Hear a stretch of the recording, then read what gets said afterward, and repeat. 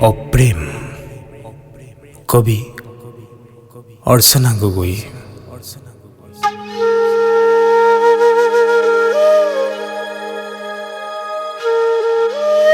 বহাগৰ আগমনৰ এই ক্ষণত মোৰ মন বসন্তৰ পৰা তোমাক বিদায় জনাবলৈ ওলাইছো।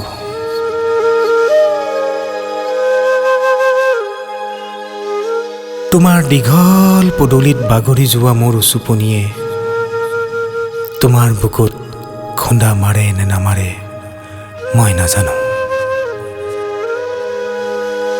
মোৰ গোপন কোঠৰীত কুচি মুচি সোমাই থকা তোমাৰ স্মৃতিবোৰ মমবাতিৰ দৰে জ্বলাই লৈছো মোৰ আওপুৰণি টেবুলৰ ওপৰত।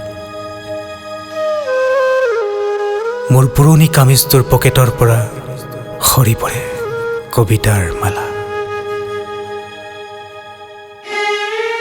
সেই যে তুমি দিয়া সুগন্ধি বিয়পা ৰুমালখন, তাৰ নীলা ৰংটোৱে বগোৱা বাই বাই মোৰ কোঠৰীটো আৱৰি ধৰিলে এখনি নীলা আচল হৈ। মই, তুমি আৰু সেই কুসুম কোমল সপোনবোৰ হৈ পৰিল ৰাতিটোৰ সাক্ষী।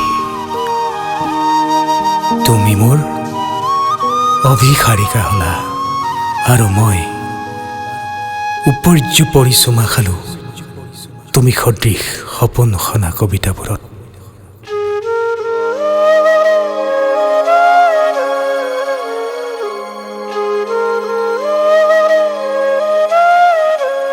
অৰুণাচল সীমান্তত যেতিয়া মই প্ৰহৰী আছিলো, গুলী বাৰুদৰ ধোঁৱাই যেতিয়া অস্থিৰ কৰিছিল মোৰ বুকু,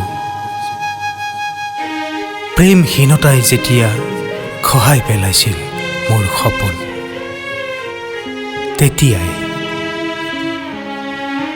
ডাকুৱালে কঢ়িয়াই অনা এটি আশা ৰঙীন খামে মোক দিছিল ৰামধেনুৰ সাতো ৰঙীন জীৱন।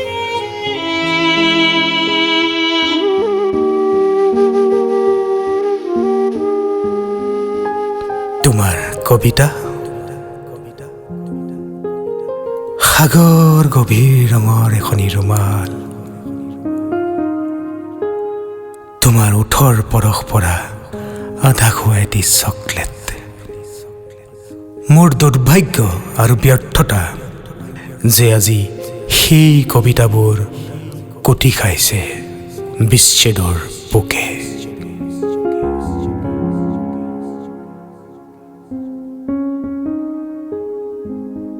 ৰুমালৰ গাত কলীয়া ডাৱৰৰ দাগ আৰু চকলেটত পৰিল ভগ্ন স্বপ্নৰ ভেঁকুৰ।